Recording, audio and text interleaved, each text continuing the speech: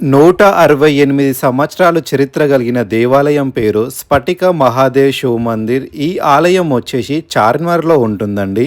ఈ ఆలయం ప్రత్యేకత ఏంటి అంటే ప్రతి మహాశివరాత్రికి ఎన్ని లక్షల మంది భక్తులు వచ్చినా ప్రతి ఒక్క భక్తునికి ఒక రుద్రాక్ష ప్రసాదంగా ఇస్తారు. సాక్షాత్తు ఆ మహాదేవునికి అభిషేకం చేసిన రుద్రాక్ష ప్రసాదంగా ఇవ్వడం అంటే మామూలు మాట కాదండి.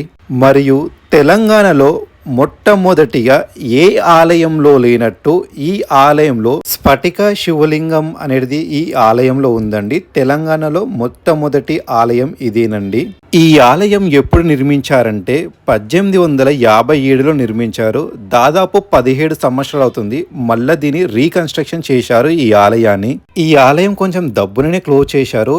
చార్మినార్లో ఉన్న ఈ ఆలయానికి ప్రతి ఒక్కరు రావాలి. ఫుల్ వీడియో నా యూట్యూబ్ ఛానల్లో పెట్టాను.